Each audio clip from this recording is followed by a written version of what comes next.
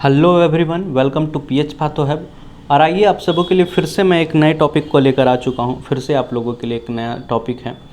इस बार मैं बात करने वाला हूं एक स्टैंडर्डाइज्ड क्लिनिकल लेबोरेटरी सेटअप के बारे में कि एक स्टैंडर्ड क्लिनिकल लेबोरेटरी कैसा होना चाहिए, एक प्रोफेशनल क्लिनिकल लेबोरेटरी कैसा होना चाहिए।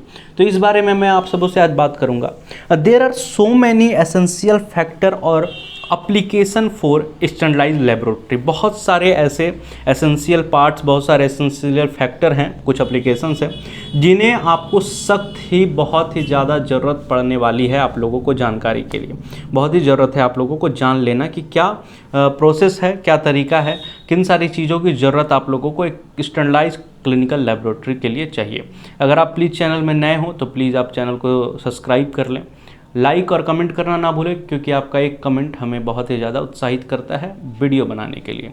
तो एमएलटी, डीएमएलटी और बीएससी एमएलटी से रिलेटेड इसमें वीडियो सारे थ्योरी के और प्रैक्टिकल के दोनों वीडियो अपलोड होंगे, तो आप सभी का सपोर्ट की बहुत ही ज़्यादा ज़रूरत है। आइए फिर से मैं अपने टॉपिक की ओर चलता हूँ। आइए, मेरा पहला टॉपिक है लेबोरेटरी प्रीमिसेस। इसका क्या मतलब हुआ? लेबोरेटरी प्रीमिसेस का मतलब आपके पास एक बहुत ही अच्छा परिसर होना चाहिए। परिसर मतलब आपके पास एक बहुत ही अच्छी जगह होनी चाहिए आपका लेबोरेटरी खोलने के लिए। एक्वेटिक वर्क स्पेस चाहिए आपको, बेंच एंड फर्नीचर्स चाहिए। Each room should have at least one hand basin. अभी मैं रूम की बात कर रहा हूँ, लास्ट में मैं एक आप लोगों को पीपीटी के माध्यम से बनाकर दिखाऊंगा कि किस तरह के रूम्स होने चाहिए, कैसी व्यवस्थाएं होनी चाहिए। तो मैंने अभी बताया है कि एटलीस्ट वन हैंड बेसिन सभी रूमों में आपको सबसे ज़्यादा ज़रूरत है। बेसिन इसलिए क्योंकि कई बार हमें स्टैंडिंग करना पड़ता है, तो हमें रनिंग टेप वाटर चाहिए, तो उनका सारा ड्रेनेज वो बेसिन से होकर ही जाएगा। और हमें बार बार हाथ धोने की बहुत ही ज़्यादा ज़रूरत पड़ती है। हम बहुत सारे सैंपल्स को छूते हैं, यूरिन को, स्पेसिमेन, ब्लड को छूते हैं, तो जिससे चलते हमें बराबर हैंड वॉश करने की ज़रूरत पड़ती है। तो इसलिए भी बेसिन होना ज़रूरी है। और एक अच्छा परिसर आपके पास, मतलब अगर आप कहीं एकांत में अपने लैब को खोलते हैं तो वो ज़्यादा ग्रो नहीं कर पाएगा। लेकिन उसी अगर आप अपने लैब को किसी डॉक्टर वाले एरिया में, डॉक्टर वाले लाइन में अगर खोलते हैं तो फिर बहुत ज़्यादा चांसेस होते हैं कि आपका लेबोरेटरी बहुत ज़्यादा अच्छा चल सकता है और डॉक्टर के कंसल्ट में अच्छा हो और लोगों को पहुंचने में किसी भी तरह की कोई भी प्रॉब्लम क्रिएट ना हो। लोगों को पहुंचने में लोकेशन जो आपका हो एकदम सीधा हो, सटीक हो। दूसरा topic, heating, ventilation and lighting. ये तीनों की व्यवस्था बहुत ही प्रॉपर होनी बहुत ज़्यादा ज़रूरी है। हीटिंग का मतलब कई बार हमारे लेबोरेटरी का इन्वायरमेंट बहुत ज़्यादा हीट हो जाता है। क्यों हो जाता है? क्योंकि हम कभी बुनसन बर्नर का उपयोग कर रहे होते हैं, इंक्यूबेटर का उपयोग कर रहे होते हैं और बहुत से सारी मशीनें हैं जो कि हीट भी जनरेट करती है, हॉट एयर ओवन का यूज कर रहे होते हैं। तो हमें हीटिंग का बहुत ही ज़्यादा ध्यान रखना है। कई बार हम जब एनालाइज़र जैसे मशीनों का उपयोग करते हैं, सेमी एनालाइज़र, ऑटो एनालाइज़र का प्रयोग करते हैं, तो हमें पूरे इन्वायरमेंट को अच्छा बनाना होता है, पूरे इन्वायरमेंट को कूलिंग फैक्ट देना होता है। इसके चलते हम लोग एसी का भी उपयोग करते हैं। तो आपको हीटिंग का बहुत ही ज़्यादा मैं कह सकता हूँ उसको एक कांस्टेंट टेम्परेचर की बहुत ही ज़्यादा ज़रूरत पड़ेगी। दूसरा, वेंटिलेशन होना बहुत ही ज़रूरी है आपके लैब में, क्योंकि अगर लैब में सनलाइट प्रवेश अगर करती है तो वो आपके लैब के लिए बहुत ही ज़्यादा यूज़फुल होगा। और लाइट, क्योंकि वेंटिलेशन से लाइट और हवा आते जाते रहते हैं, तो वो आपके लेबोरेटरी के लिए काफ़ी ज़रूरत है। और लाइटिंग होनी ज़रूरी है, क्योंकि विदाउट लाइट हम कुछ नहीं कर सकते हैं, क्योंकि सारी मशीनें लाइट से ही चलती हैं। विंडोज फॉर सनलाइट, विंडोज होना ज़रूरी है, क्योंकि बहुत सारी टेस्ट अगर हम लोग फिजिकल मेथड पे जाएं, तो जैसे अगर हम लोग माइक्रोस्कोप में देखते हैं, अगर हमने वो ग्लास वाला माइक्रोस्कोप, मिरर वाला माइक्रोस्कोप लगा रखा है, तो फिर हमें सनलाइट की बहुत ही ज़्यादा ज़रूरत पड़ेगी। अगर हम सैलिस मेथड से हीमोग्लोबिन कर रहे हो, तो हमें उसमें विंडो के पास जाकर एक परफेक्ट लाइट जो आ रही होता है, तब हमें कलर कॉन्ट्रास्ट पता चल पाता है, फिर हम रिजल्ट दे पाते हैं कि कितना हीमोग्लोबिन है। तो ये सारी चीज़ें को परफेक्ट रूप से करने के लिए, रूम में अच्छी लाइटिंग करने के लिए, वेंटिलेशन और एक कांस्टेंट टेम्परेचर मेंटेन करना एक स्टैंडर्डाइज्ड क्लिनिकल लेबोरेटरी सेटअप में बहुत ही ज़्यादा ज़रूरी है। नेक्स्ट है सेफ्टी फैकल्टीज़। सेफ्टी फैकल्टीज़ का क्या मतलब? सेफ्टी आप लोगों को बहुत ही ज़्यादा ज़रूरी है। सेफ्टी कैसी? तो फायर से सेफ्टी। कई बार होता है कि आग लग जाती है लेबोरेटरीज़ में, तो उससे आपको सेफ्टी चाहिए। और सेफ्टी किस चीज़ से, तो बहुत सारे इन्फेक्शन से, मतलब बहुत सारे हम कह सकते हैं उसको कंटामिनेशन हमारे लेबोरेटरी में होते रहते हैं, तो उनसे भी सेफ्टी बहुत ही ज़्यादा ज़रूरी है। नेक्स्ट टॉपिक है health and safety of staff. आपने जो अपने लैब में स्टाफ रखे हैं, आपने जो अपने लैब में टेक्नीशियन रखा है, पैथोलॉजिस्ट रखा है, तो वो उनके हेल्थ और सेफ्टी का विशेष रूप से ध्यान देना, बार बार वैक्सीनेशन करवाना, क्योंकि लेबोरेटरी में वैक्सीनेशन ज़रूरी है। कई बार हम बहुत सारे बैक्टीरिया वायरस से इन्फेक्टेड हो जाते हैं, ब्लड से इन्फेक्टेड हो जाते हैं, तो इसके लिए आप लोगों को इस अपने लेबोरेटरी स्टाफ के हेल्थ की बहुत ही ज़्यादा चिंता रखनी है। अब फिर है नेक्स्ट लेबोरेटरी इक्विपमेंट। आपको बहुत सारे लेबोरेटरी इक्विपमेंट की ज़रूरत पड़ेगी। मैं आगे आने वाले वीडियोज़ में सेफ्टी की भी बात करूँगा, जिसे लेबोरेटरिकल हजार्ड कहते हैं, आप लोग वीडियो ज़रूर देखेंगे। फिर उसके बाद लेबोरेटरी इक्विपमेंट की भी मैं बात करूंगा, आपके पास कितने तरह के इक्विपमेंट होने चाहिए, ग्लास वेयर, प्लास्टिक वेयर, और जितने तरह के आपको hot air oven, incubator, water bath, microscope, ये सारी चीज़ें मैं आपको बताऊंगा। नेक्स्ट है गवर्नमेंट परमिशन। गवर्नमेंट परमिशन आप लोगों को कुछ गवर्नमेंट परमिशन की ज़रूरत पड़ेगी, जैसे कि बायो वेस्ट मैनेजमेंट के लिए। मैं next chapter bio waste management के ऊपर भी बनाऊंगा।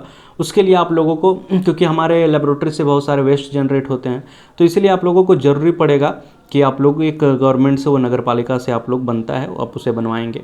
और उसके बाद आपका रजिस्ट्रेशन, जो कि राज्य सरकार के पास होगा, आपके लेबोरेटरी का रजिस्ट्रेशन नंबर होगा। ये बहुत सारी कुछ गवर्नमेंट की प्रक्रियाएं होती हैं जिसे आपको फुलफिल करना है। नेक्स्ट जो टॉपिक है हमारा, ये है fire prevention faculties. Fire prevention faculties, जैसे मैंने पहले ही बता दिया कि आप लोगों को आग से बचने के लिए बहुत सारी सुविधाएं करनी होंगी, जैसे बालू से भरे आप बाल्टी रख सकते हैं, फायर ब्रिगेड जो आप उनका कॉन्टैक्ट नंबर, ये सारी चीज़ें व्यवस्था करके रख सकते हैं। और छोटे जो सिलेंडर आते हैं फायर ब्रिगेड के, आप उसको रख सकते हैं। बहुत सारी चीज़ें जो आपके लैब में होनी चाहिए। और उसके बाद इलेक्ट्रिकल इंस्टॉलेशन। इनका क्या मतलब हुआ? इलेक्ट्रिकल इंस्टॉलेशन का मतलब आपके लैब में बहुत साथ ज़्यादा वायरिंग होंगे, क्योंकि हर जगह आपको प्लग इनपुट करना होगा आपके कंप्यूटर के लिए, आपके मशीनों के लिए। तो इलेक्ट्रिकल वायरिंग बहुत ही अच्छे तरीके से होनी चाहिए। सभी बोर्ड्स के साथ एमसीबी होना बहुत ही ज़्यादा ज़रूरी है, क्योंकि अगर कहीं शॉर्ट सर्किट भी हो तो उससे हम काफ़ी बच पाएँ। और फिर इसके बाद स्टोरेज फैकल्टी आप सबों के पास होनी चाहिए। स्टोरेज का मतलब कई बार हमारे पास ज़्यादा मात्रा में सैंपल आ जाते हैं, तो उनके स्टोरेज के लिए, कई बार ज़्यादा मात्रा में रिएजेंट होते हैं, तो उनके स्टोर के लिए आपके पास परिपूर्ण जगह होना ज़रूरी है। नेक्स्ट है वाटर सप्लाई। वाटर सप्लाई की भी नीड वैसी है जैसे सारी चीज़ों की है, क्योंकि अगर आप देखेंगे तो वाटर सप्लाई सबसे ज़्यादा आपको बेसिन में आपको वाटर सप्लाई, क्योंकि कई बार हम स्टेनिंग करेंगे तो टेप वाटर की ज़रूरत पड़ेगी, हैंड वॉश के लिए वाटर सप्लाई की ज़रूरत पड़ेगी। आपके टॉयलेट में कोई यूरिन को कलेक्ट करने जाएगा तो फिर वहाँ पे पानी डालना बहुत ही ज़्यादा ज़रूरी है। कोई स्टूल डिस्चार्ज के लिए स्टूल अगर कलेक्ट करना है तो वहाँ पे भी पानी की बहुत ही ज़्यादा ज़रूरी होगी, और तो इसीलिए वाटर सप्लाई बहुत ही ज़्यादा नीडेड है। अब मैं आप सबों को एक फ़्लो चार्ट के माध्यम से आप लोगों को बता रहा हूँ। आप देखिए ये फ़्लो चार्ट मैंने बनाया है, और ऊपर जैसा कि लिखा हुआ है फर्स्ट रेड कॉलम में क्लिनिकल पैथोलॉजी। ये क्या है? ये एक रूम है, एक डिपार्टमेंट है क्लिनिकल पैथोलॉजी का। मैंने इससे पहले एक वीडियो बनाया था डिपार्टमेंट ऑफ हमारा क्लिनिकल लेबोरेटरी करके, आप देख लेंगे उसमें तो आप लोगों को दिख जाएगा कि किस तरह की ब्रांचेस होती हैं। तो पहला है क्लिनिकल पैथोलॉजी, उसके ठीक नीचे मैंने रखा है क्लिनिकल हीमेटोलॉजी और क्लिनिकल माइक्रोबायोलॉजी इसको रखा है। और फिर उसके बाद जैसे ही आप थोड़ा सा बाएं की ओर आएंगे तो स्टाफ रूम एक होना ज़रूरी है। स्टाफ रूम बहुत ही ज़्यादा ज़रूरी है, क्योंकि कई बार हमें रेस्ट करने की भी ज़रूरत पड़ती है, लंच करने की ज़रूरत पड़ती है, कभी अगर आपका लेट नाइट लैब चल रहा हो तो डिनर करने की भी ज़रूरत पड़ सकती है। तो एक रूम आप ज़रूर रखें। फिर बीच में कलेक्शन का एरिया होना चाहिए आपके पास, में एक सैंपल प्रोसेसिंग का एरिया होना चाहिए, एक टॉयलेट होना चाहिए। क्लिनिकल बायोकेमिस्ट्री आपको ज़रूर रखना है, क्योंकि हर लेबोरेटरी में बायोकेमिस्ट्री टेस्ट होते हैं। और एक रिसेप्शन एरिया और वेटिंग, और जहाँ पे हम एंट्रेंस कह सकते हैं ओपनिंग, ये एरिया आपके पास अवेलेबल होना चाहिए और परिपूर्ण रूप से होना चाहिए। वेटिंग एरिया आपके पास अच्छा खासा होना चाहिए। कई बार होते हैं पेशेंट के साथ कुछ लोग आते हैं, उनके परिजन आते हैं, उनके रिलेटिव्स आते हैं, तो उन्हें भी बैठने के लिए जगह चाहिए होता है। ये एक बेसिक इंफ्रास्ट्रक्चर है फॉर लेबोरेटरी के लिए, कि एक आइडियल लेबोरेटरी कैसा हो सकता है, एक आइडियल लेबोरेटरी कैसा बन सकता है, और सारे डिपार्टमेंट के गेट एक दूसरे से कनेक्ट होने चाहिए। क्योंकि अगर हेमेटोलॉजी से अब क्लिनिकल पैथोलॉजी में जाना हो तो आपको ज़्यादा दूरी सफ़र करके ना जाना पड़े, आप तुरंत ही क्लिनिकल पैथोलॉजी में जाए, क्लिनिकल माइक्रोबायोलॉजी में जाए। क्योंकि हमें आजकल रिपोर्ट भी बहुत ही ज़्यादा जल्दी देना होता है, तब वो फिर डॉक्टर के पास जाता है, फिर डॉक्टर उसका रिपोर्ट्स देख कर करते हैं। तो मतलब रिपोर्ट की बहुत ही ज़्यादा अहमियत है, और ये अहमियत पूरे हमारे जिम्मेदारी है कि हम इसे कैसे निभाते हैं।